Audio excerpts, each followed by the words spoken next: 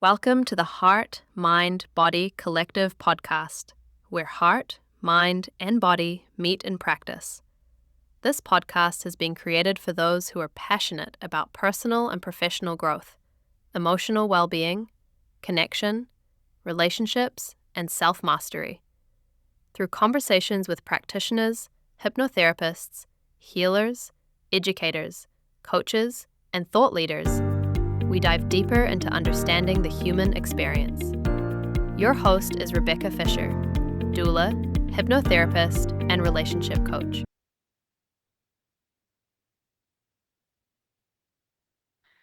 Hi, Mel. Welcome. Thank you for joining me today. I've been really looking forward to this conversation. Oh, thank you so much for having me. Me So too.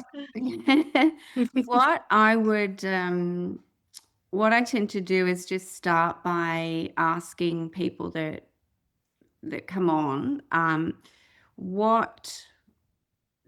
just to introduce yourself, tell me a little bit about yourself, and also so there's probably two questions in this, and also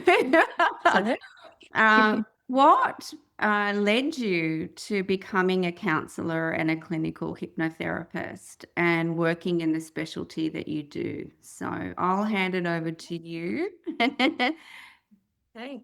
So my name's Mel Sebastian, and my area that I specialise in is in neurodivergence. So I am a late diagnosed neurodivergent woman myself. I have AuDHD, which sounds really cool. It's autism and ADHD. So I ironically have spent my whole career working in the neurodivergent space before I even knew that I was neurodivergent myself. Oh, wow. So I actually started off, I was trained as a visual arts high school teacher, but my last prac, I did some volunteer work in an autism unit and absolutely loved it. I was like, no, this is where I need to be. And they offered me a full-time job straight out of uni, which back then was a great thing to get. It's a bit easier nowadays with the teacher shortage. Yes. That's But back in my incredible. day, that was an achievement. Mm. Anyway, absolutely loved it. So I worked as a teacher in primary schools and high schools, and eventually, just before COVID, I realised I was in a management position, so I was an executive position, a learning support coordinator, and I realised I'm spending more time on my computer and doing admin and funding submissions and all that boring stuff, and not so much time with the kids. And I realised I really wanted to work more one-on-one, right? So I left teaching and I retrained as a clinical hypnotherapist and then as a counsellor. And I'm finding that this is just my space that I love working in. I absolutely love working in the neurodivergent space. I have a child who's neurodivergent. So Right. I have all the different perspectives of, teacher, Yeah. therapist, neurodivergent person myself, neurodivergent mother, which we Yeah. were having a little chat about beforehand Yeah. about motherhood and the Yeah. big that comes with that. Totally. So yeah, that's kind of what led me to where I am today. Oh, wow. That's incredible. Like I had a family member that I helped get their late diagnosis late last year.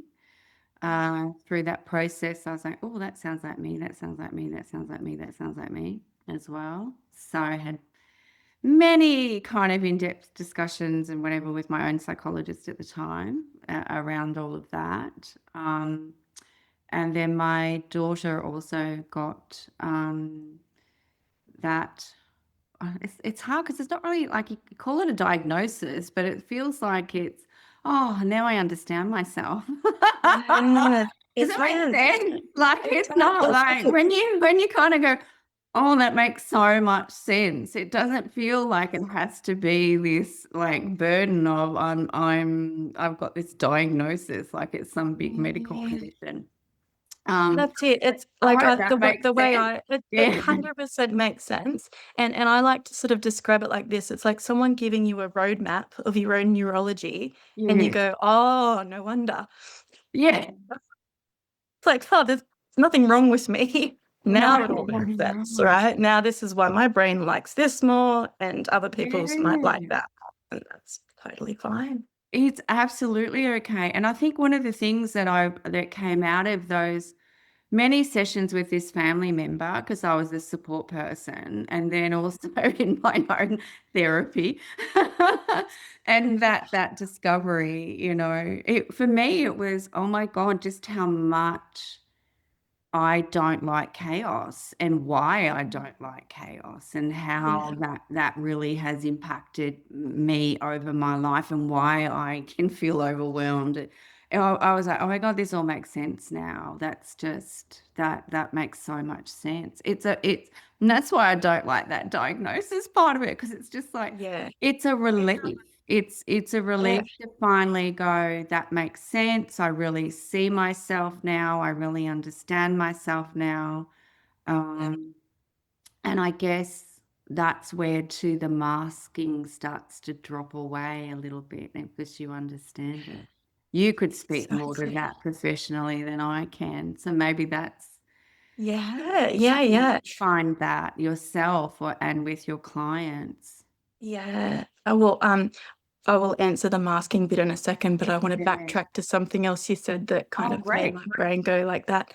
Yeah, no, I have that brain. When you were talking about, when you get the diagnosis and it feels like, it's a big medical diagnosis, it's awful, Mm. it's got the word disorder in it, right? I'm hoping hoping that one day in the future, when they do the next DSM, the diagnostic Oh, yeah. manual, right, that they might remove the word disorder Yeah, from that would be autism spectrum disorder and just have autism, yeah. right? And even with ADHD, right? Because in many contexts, it's not a disorder at all. No, Right? no. So if you're in the right environments, if you know how to make the right adjustments for yourself, you know how to manage whatever it is that you need to manage, then it doesn't necessarily have to be a disorder. I don't identify as having a disorder, right? Mm. So that might be something in the future that might happen one day if we're lucky. Oh, I hope so. I hope That'd be so. lovely, Because it just right? Because feels there's like so much another stigma label. with that Yes, word, isn't there? yes, Right? there So is. much stigma. And I find too in the general public, it's like, oh well, there's another one. It feels to be trendy, or it's like, well, we're all got a little bit of being on the spectrum. Yeah, and that's so dismissive, isn't it? For It's someone so that really dismissive. struggle. It's Yeah, like, oh God, thanks. yeah. It's like, do you know how traumatic it was to have an itchy jumper as a child with itchy labels and loud noises and the lights? And you just like the whole like, oh, I can't cope. And then you're Yeah, literally rocking because yeah, you can't cope and everyone's telling you're too sensitive. yes, yeah, and that there's something Yeah, wrong with you, you're too sensitive, something wrong with you. right? And then that leads us back to your other question about masking, right? Mm, mm, So from my perspective with masking, it's kind of inevitable that you have to. There's parts in your life where you just have to mask. But once you understand that you are neurodivergent, right? Then you can be more strategic with when you mask and when you don't mask, mm, right? mm, mm. Because there are a whole lot of different theories about this, right? Yeah, That okay. we shouldn't be masking because it's it takes a lot of your energy masking. But in some situations, you kind of have to just to get through, right? Yeah, it's like a protective mechanism. Exactly. It's like when Exactly. you're going to be dealing with a difficult person, you do have to kind of, A bit of be a prepared. So, yes, you know what yes. I mean? That wouldn't be called that's being prepared.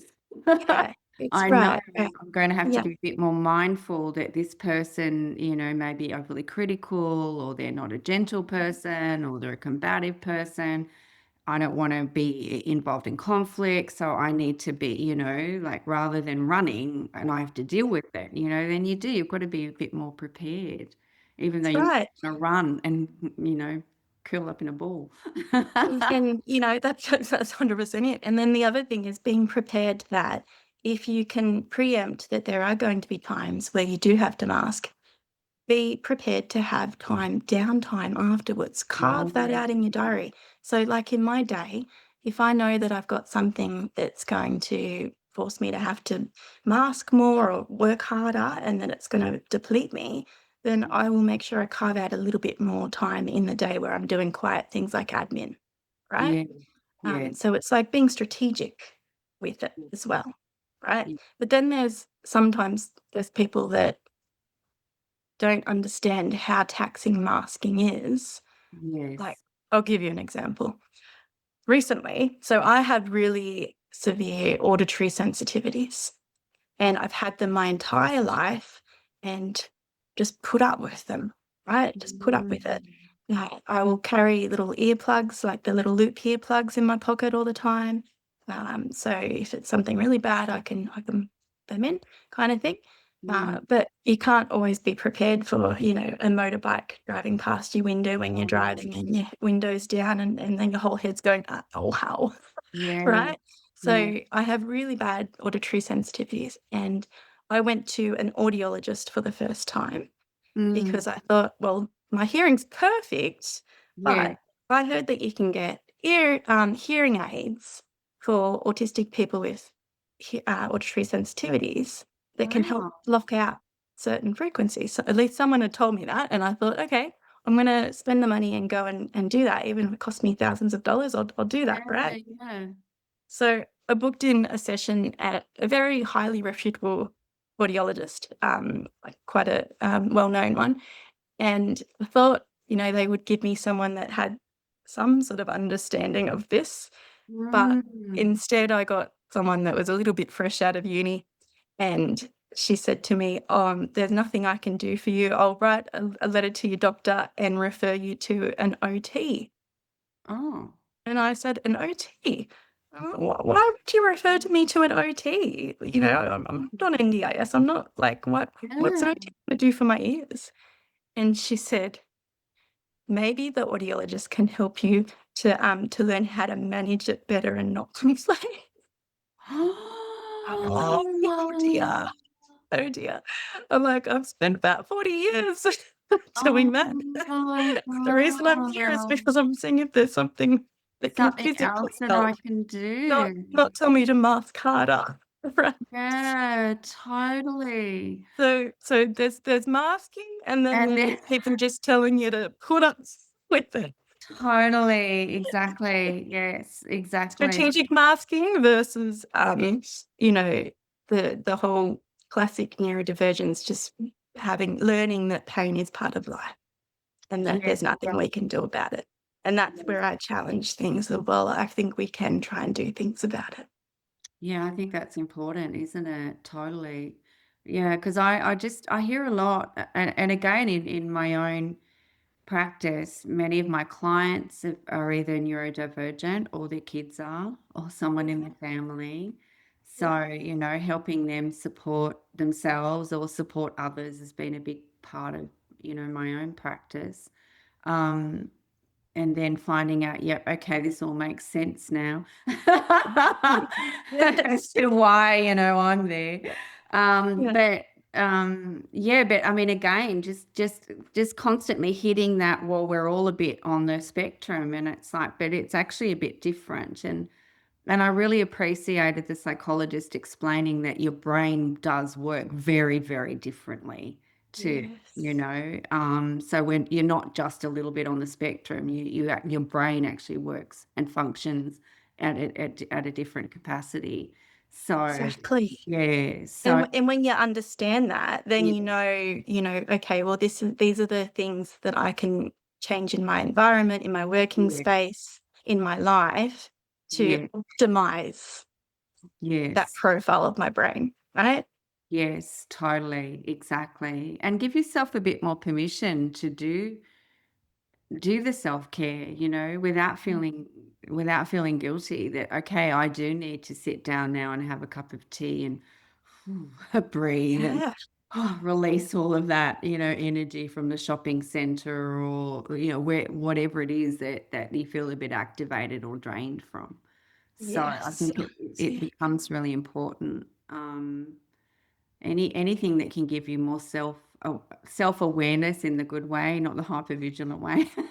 Mm. Where we're fixated on it, but, trying to understand. I don't know, but I also find that in my neurodivergent clients, that sense of there can be some very strong inner critics and very strong perfectionists as well. I don't know if you've found Yeah. that. Do you find that in Yeah, your yeah, that you're talking about me. Because I'm one of them.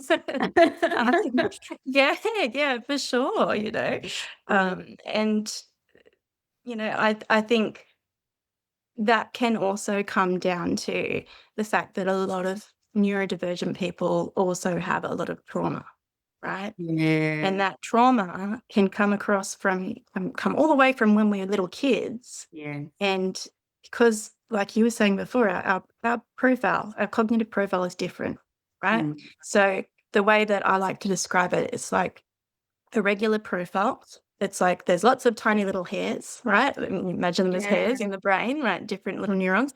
And then the neurodivergent profile can look a little bit more spiky, right? Yeah. So there's some Okay. areas that we can excel in Yeah. way more than someone with a sort of smaller, um, Yeah.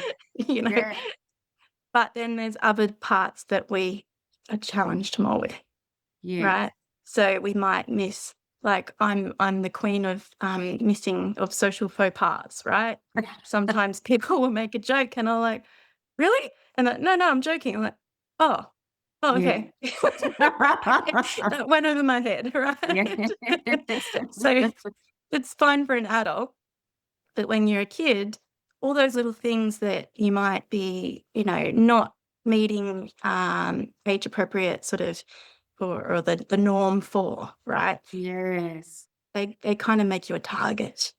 And so if you grow up feeling like you've got deficits and that people are going to pick on you, then you become more hypervigilant. And Totally. so that's when that whole perfectionist of overthinking, over planning. Yes. A lot of my neurodivergent clients will rehearse conversations in their head Yes. before they even go and see the person, even if it's a friend that they're catching up with.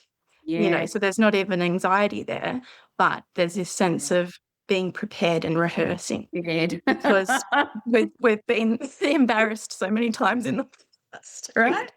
100%, exactly. Yeah. That wasn't well received. Okay, which way do I do this again? How do I well, I know that overthinking. Yeah, 100%. Yeah. I mean, I've even rehearsed conversations in my head in the past as well, so I totally relate to that. Yeah, yeah, there you go. And I thought everyone did. And Yes. then when I found out they didn't, and it's like that's the funny part. You know, even for myself, when I was diagnosed, which wasn't even that long ago, or maybe 5, 6 years ago, can't even remember now. But when I did get my diagnosis and I told my closest friends, right? So I've got about 5 really close friends, and a lot of them were like, "No, you can't be. Mm. You absolutely can't be." And I was like, "Yeah, yeah, well, psychologist has said, yes, I am. So, Yeah, where's yeah, your psychology okay. degree?" Yeah. Yeah. But the reason I didn't realize this, the reason not all of them, but some of my really good friends were quite sort of taken aback and very anti. No, you can't possibly be neurodivergent. Is because in the last couple of years, almost all of them have come to me saying, Mel, yep, I just got diagnosed with autism or ADHD or Oh, so wow. they were feeling like, no, you can't be because I do the things that you just told me that you do. Yeah, yeah. Right? And Okay. so there are so many people, like adults, of our generation that are out there and they might have little suspicions that, there's a few little traits they have, but they might not actually understand that they are neurodivergent. Yes, that's what I agree with you. Totally, totally. Yeah. Hence, I think me too arriving to that very late and having to go through that with a psychologist myself and then just find out what a relief it was. It was like, oh, now I know why I felt so different my entire life. Yeah. Yeah. It's okay. It's actually Yeah. okay. It makes a lot of sense. So, which is just so empowering. Yes. And I mean, my children were telling me before, before the psychologist did, particularly my daughter, who's, what is it, autism? Yeah, the ADHD. She's like, oh, Mm. mum, like, you just have to look at yourself. Like, Oh, you got diagnosed by your kid before the psychologist got a chance. I know. But then it's like, but I don't relate to, I don't know. I never related to the ADHD part because I'm just like, well, I'm the oldest of 7 and I had 4 kids. So Yeah. until they left home, I never was able to finish a thought or a sentence anyway. Yeah, that's it, So and we I was could. like, okay, so yeah, but very, very interesting, the whole thing. I guess so with in your practice, what do you feel that you help people the most, or what do people need more support with, I guess, when they find out that Oh, they yeah. are? That might depend on the age as Yeah. well. So I was sorry, gonna say, yeah, I could give you yeah, a few different answers based on yeah, the age and on stage of the age, yeah, person, right? If we're still talking about adults, right? yeah, And I wonder if you might relate to some of this as well yourself, Beck, but for adults, it's almost like how you've got the different stages of grief, yes. right? Well, it's a little bit like that, only not as horrible. Denial. But I find that there's a pattern that I see, and Yeah. I see it really easily because I went through it myself, right? So when you do get the diagnosis, it's almost like there's a part of you going, "Oh," like you said, you've mentioned it before. It's like, "Oh, yes, this makes sense now, blah, blah, blah." It's like Mm, mm, all the puzzle pieces are coming together and you can see, things easier. But then there's also this part where you almost grieve your mm, past, but mm. in a way where you're feeling a little bit sad for that part of you that used to beat yourself up, Yes, that's so, right? yeah. Because Oh, she didn't know, or isn't she it or he or though? they or them didn't know that there were reasons why you were struggling with these certain things, Yeah, totally. right? And Yeah. so when you then look at your entire childhood through a lens of, okay, well, this was an undiagnosed neurodivergent Mm, person. mm, Right? They didn't have the supports they need. They didn't have the understanding. They didn't mm. have a mentor that could guide them and Right. say, this is something you could do to help with that problem you're having. Instead, they were just always told, you're too sensitive. Yeah, You're 2 cents. being too sensitive. Or Or she's shy, or she's got shy. I anxiety. got shy, like shy, Yeah. awful shy. I was Yeah. conscientious, but shy. Found a voice a Mhm. little bit later. Um, Yeah, same. but yeah, the grief, and I think that's a good process too to take people through, isn't it? To make It peace with this is. part of them, Yeah. part of themselves. So, and I feel too, as you say that, it's also like if I look at my mum had no idea that that's, Mm. I mean, if I look at my siblings, I think there's more than 2 of us that are, I was going to say, out of sure, there's a 7. bit of spicy around there. Got to Oh be a my bit of God. spice. Talk about chaos, and we're all like, oh, like, yeah, the chaos within the chaos, with 7 kids.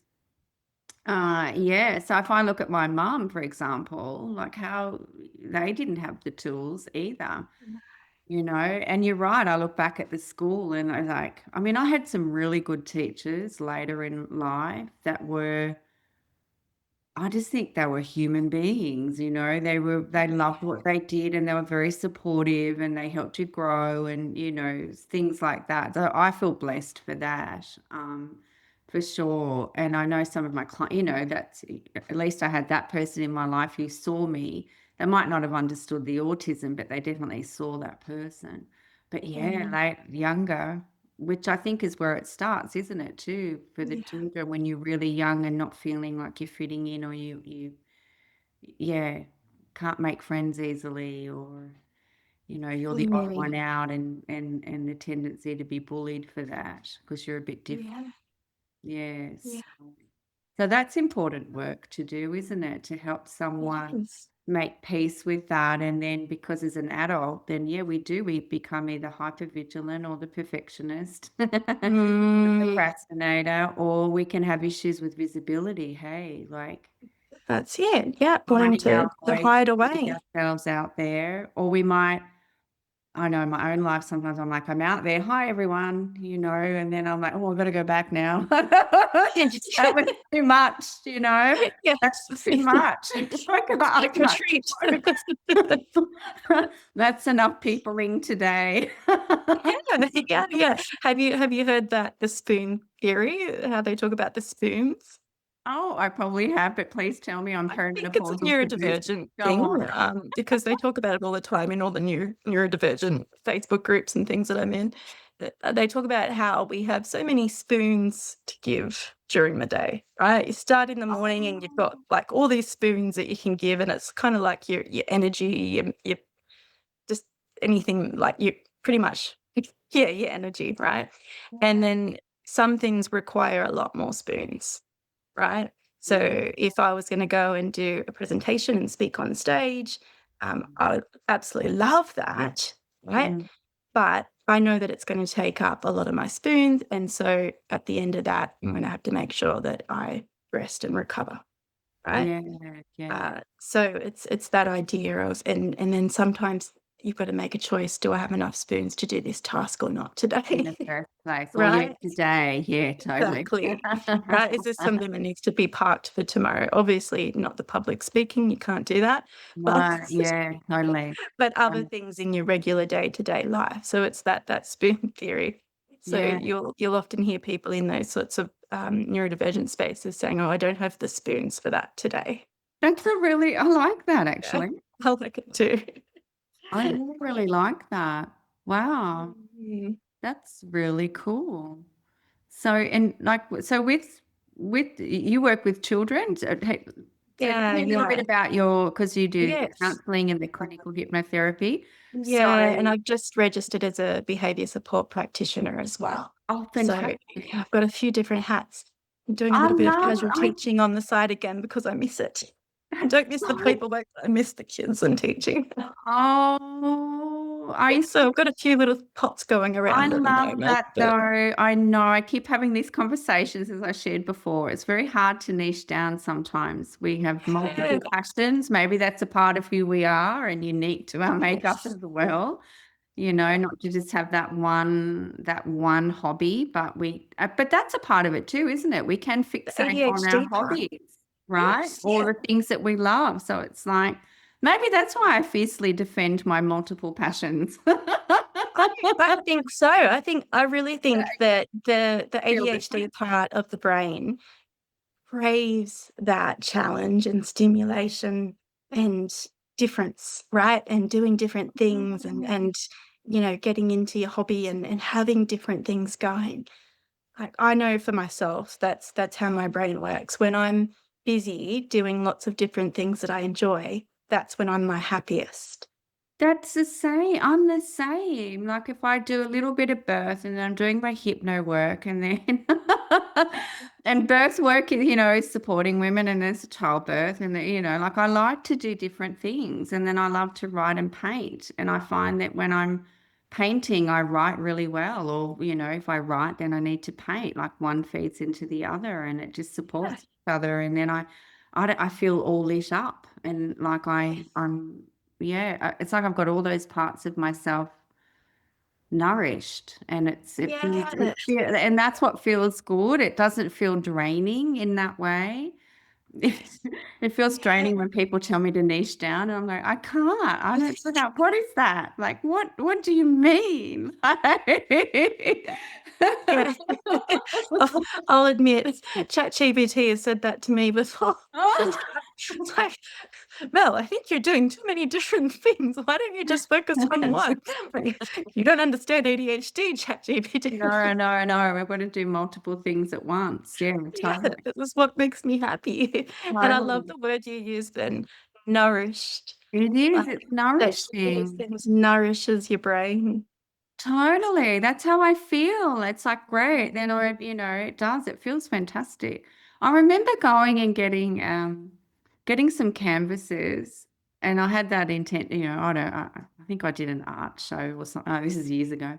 But anyway, and I'm there and trying to buy paints and whatever, and the lady, she's so beautiful, and she just said, when you get stuck, she said, don't just have one canvas. She said, I have 4 on the go. And I was like, you're kidding. And it's like the whole world opened up. I was like, you mean I can paint 4 at once? And she's like, go for it. That's what I do.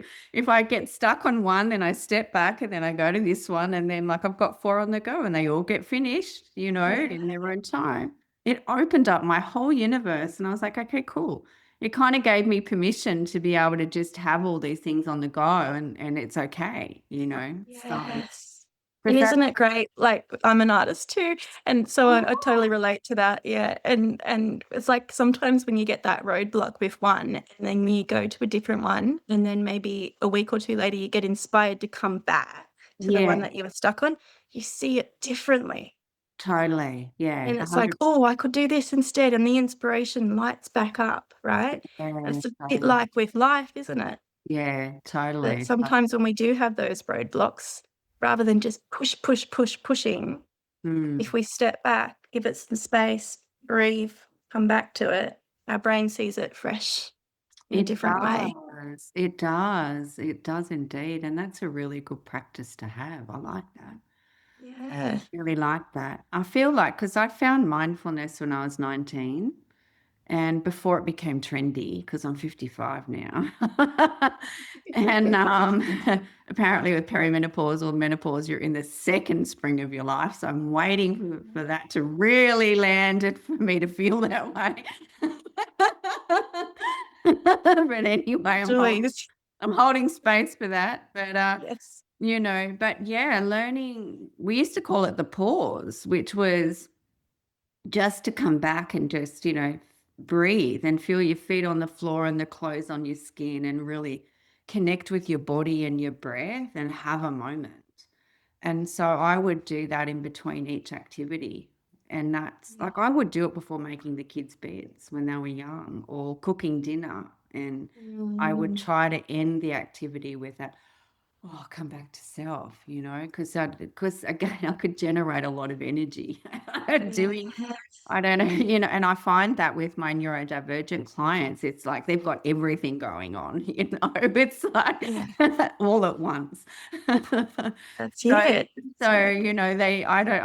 they do need a lot of love and care and presence from you. And I feel like that mindfulness, which I mean, for me is at the heart of everything that I do. Yeah.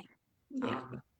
So there you go. I do have a niche, but No, there I've you got go. it's the base from which everything grows. But yeah, I find that coming back and that rest, even if it's in the moment when you are struggling with, when you're feeling activated and overwhelmed or just excited. I mean, even excitement feels next level, doesn't it? Sometimes if I look at my 4 kids and go, oh, wow, now understanding what the family is like, sometimes I'd say to them, can we not have anyone know we're at the shops when we go out today? We don't have to say hello to everybody or, a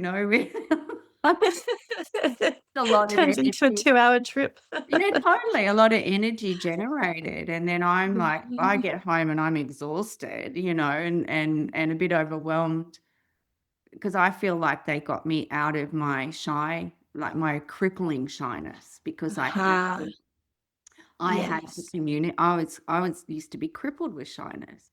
And yet some people probably wouldn't notice how terrifying it felt to actually, articulate. That's it. And I'm just thinking about what you were saying just then, that, it was 19 when you started to sort of learn mindfulness. It's such And a good tool. what an amazing tool that you had for your children. Because I think about my girls, and I know my eldest in particular, she's 10, like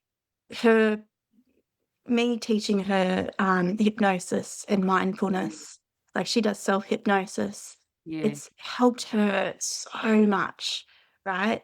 And there's I don't know if you can relate to this or not, Beck, but there's a part of you when you can see how much you're helping your children with these tools that also goes, "Oh god, I wish I had that when I was a kid too." Totally. Yes. What a Totally. difference. What a difference it would have made. Totally. To be Mm, able to have that as a tool to come back to you and go, oh, it's okay. It's okay. It's okay. yeah. It's Yeah, how to be present, how to ground yourself, around yourself. Yeah. how to regulate your breathing Totally. and notice before you get to a 10 Yeah.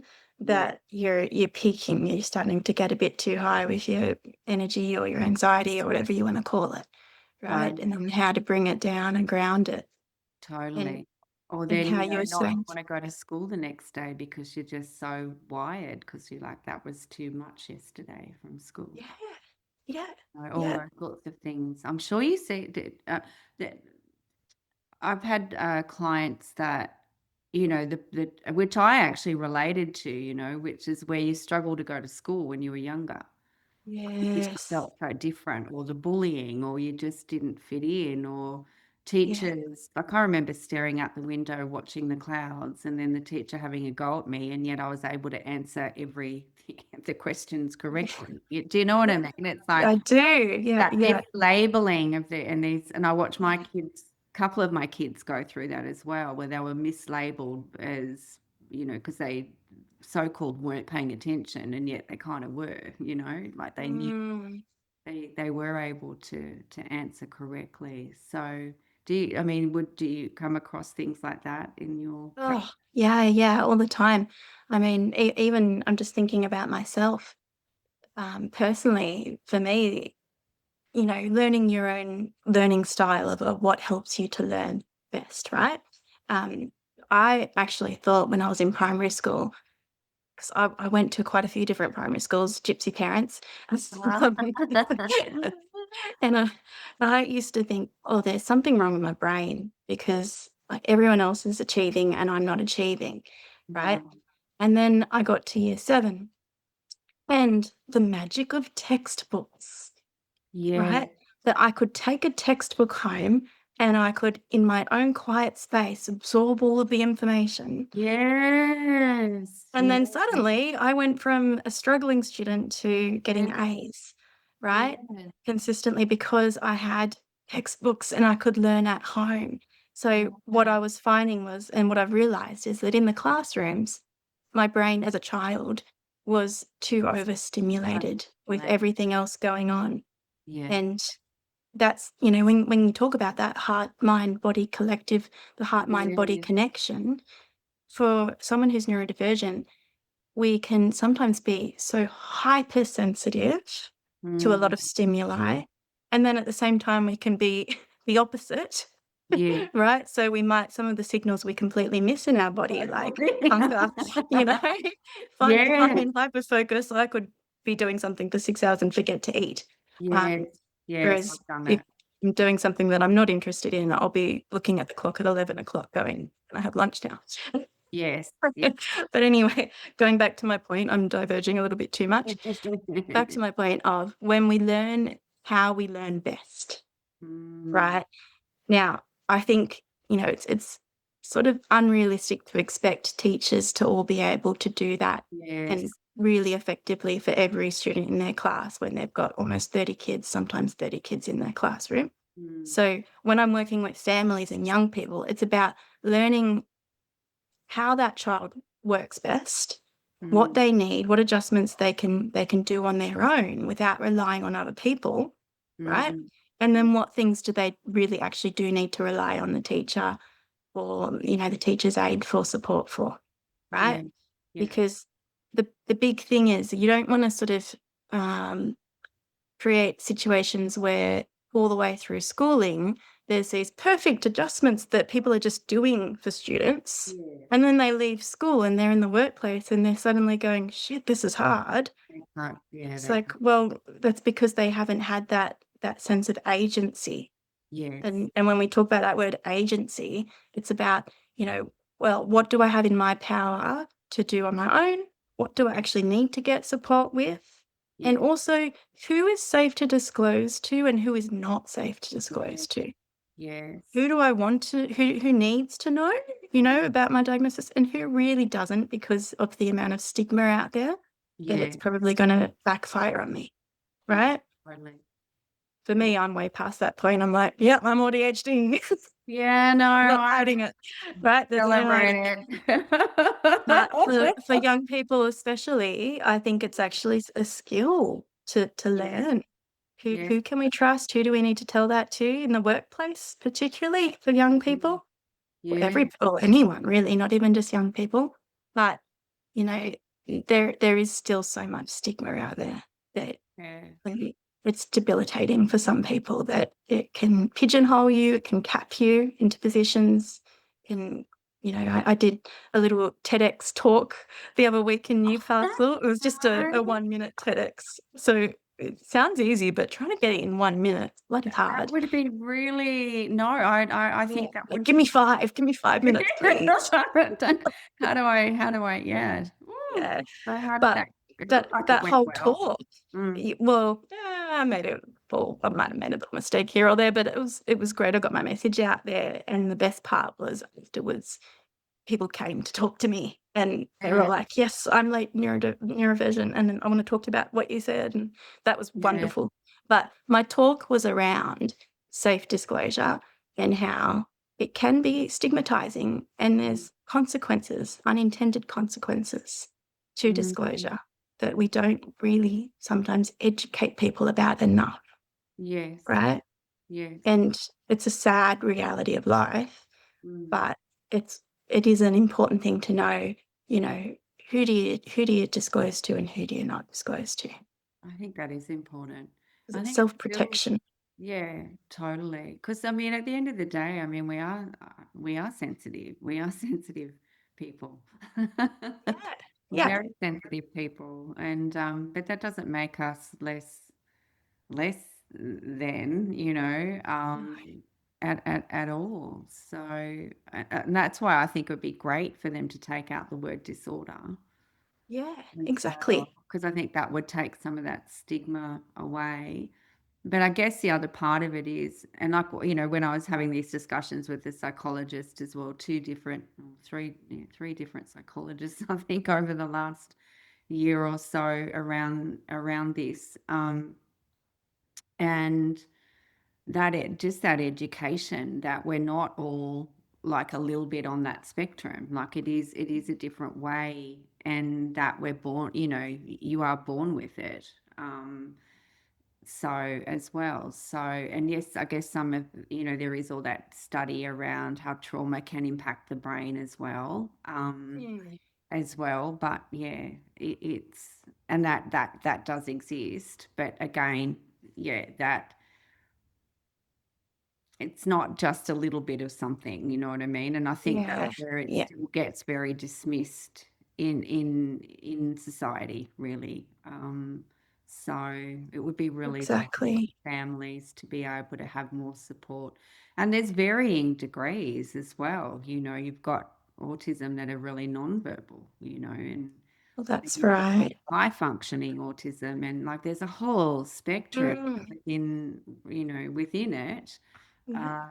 as well. And you'd be far more aware of that than me. I have more Yeah, general I mean, knowledge, but so when it comes to autism, right? So we've got the 3 different levels, yes, please and explain for those so we can we can yeah, demystify some of this for people. I'll demystify it, but I'll also put my little bit of criticism in there as well. Great. No, this is good. Please do. So, so you've got level 1, which Yeah. is classified as very, very low, sort of low support needs, Yes. right? So that's where you and I would sit in that bracket, right? Then you've got level 2, which is more substantial, Yeah. and then level 3, which is much more substantial than that, Yeah. right?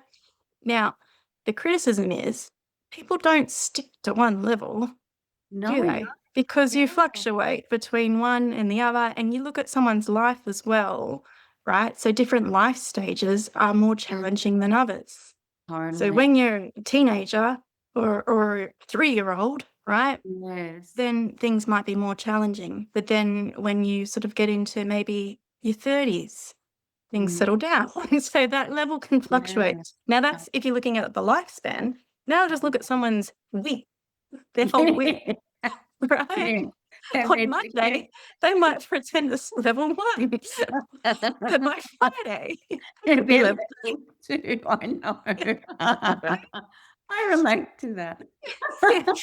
And then, you know, and you just mentioned as well, you've got people obviously with more significant needs, Yeah, right?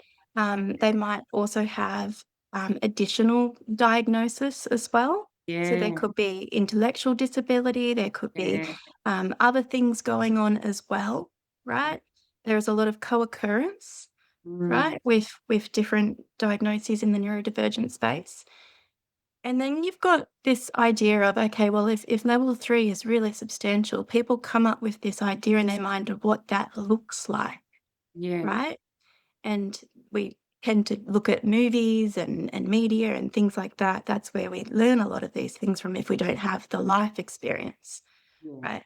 So I currently have a client who is level 3, and, you know, the most intelligent, probably the most intelligent man I've met. He's absolutely brilliant. I'm inspired by this client of mine.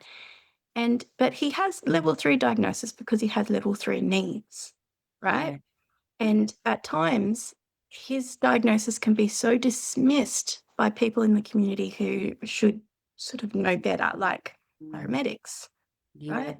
yeah, Hospital staff. yeah, And sometimes it can almost be a barrier that he's so good at masking yes, that then he doesn't get his needs met, and then it can get to a point where it's like, "Oh, man, I wish those needs had been met earlier," yeah, right? So there's still so much more education that we need to give, not just to teachers and employers, but yeah, even within the hospital systems and medical systems, the police force.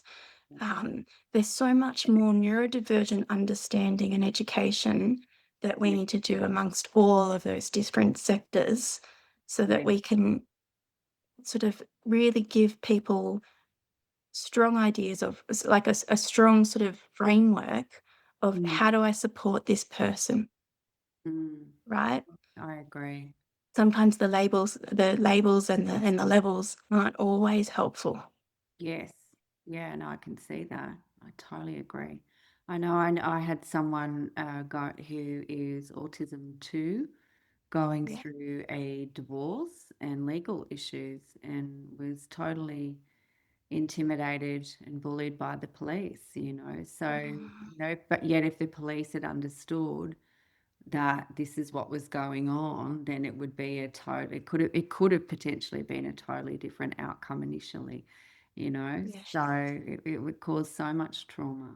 Um, Yeah. and it was very traumatic. So yeah, so it really is needed that understanding and the rights as well. Like going through and legally, there's a whole, we found that there are rights that people are entitled to in terms of how they're treated.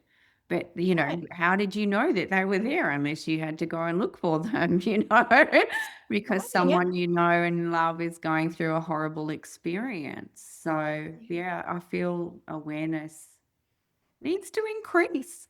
I That's really do. right. Not a lot of my work when I was a learning support coordinator was around that advocacy for the Mm, students that were in my school that had a disability. And I'd have to mm. pull up the DDA, the Disability Discrimination Act, and I'd have to pull that up sometimes to the principal and say, "No, you can't do that, right? Wow. You can't Okay. do that." Yes. And, Yeah. it's not easy, but, No. advocacy means you know what people's rights are and you help them to achieve that, Yes. right? Yes. And sometimes that's around education and educating people around, Mm. okay, well, I know you're feeling this would be the easy way to go, but that's not the right way. Let's look at other options and how we can support this person better. Yeah, no, that's really powerful. Yeah.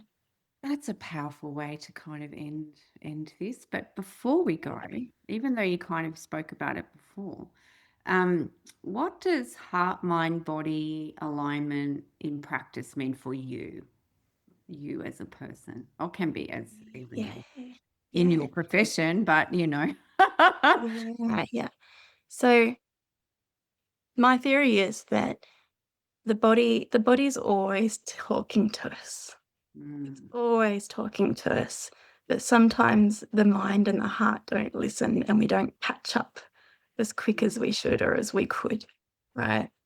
So for me, it has been around learning those early little signs, picking up on little things, listening to that little whisper, that intuition as well, right? mm, mm, Because I think that's something as a neurodivergent person, we are more hypersensitive to some of those things, to people's energies. definitely. To you walk into a room and you can feel if what the tension was before you've come in, even if everyone's smiling now, you can feel the energy that was left behind in that room really strongly, right? Mm, So for me, with the heart, mind, body, it is about trying to pay attention, to listen, to communicate with it, but also knowing that there is no way that I'm going to have a stable heart, mind, body connection unless I go and become a Buddhist monk and I live out in yeah, nature and my life is very yeah, simple.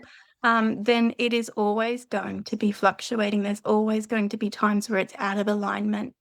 And yeah, so rather than always beating myself up and saying, I need to try and be more aligned, yeah, and it's more about, okay, just know that it fluctuates, listen, mm, respond, come back to yourself, yeah, and be in the present, in the moment, rather than worrying about the future or the past. yeah. Oh, that's beautiful. I love that.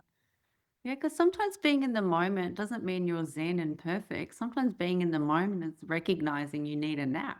Yes, or you need to eat, or you need to breathe in deeper. Like it's not this kind of whole penultimate experience that everybody keeps talking Isn't it? It's like, oh, I haven't gone to the toilet all day. Maybe I should. about. Ignoring a few signals here and there. Not always very like zen, so I love that. I know, I know. I uh, think I've just been in this whole like spiritual community for a very long time and sat with many people. And it's like, yeah, it's not because you're right. It's not always perfect. We're not always in perfect alignment, and that's yeah. absolutely okay. Yes. It's Yeah. okay. Oh, thank you. I've really enjoyed our conversation. We'll have to get you back and talk more about this stuff. And how can people connect with you? Like, give yourself a plug. I will Oh, put okay, your yeah. website and details when Yeah, yeah. publish this or upload it Yeah. or whatever the right word is. Okay, so yeah, my website, so my company is Bright Feathers. I love So brightfeathers.com.au. So you can find me there, or you can find me on socials. I'm on Facebook as well, Bright Feathers. If you search that up, counselling and consulting. And yeah, now behaviour support as well. Yay! Yeah, I think that's exciting. It's very Yes. exciting. And really, thank you so much for coming on. I have really enjoyed this and I can't wait to do this again with you. So Yay! Thank you so much. mm, thank you.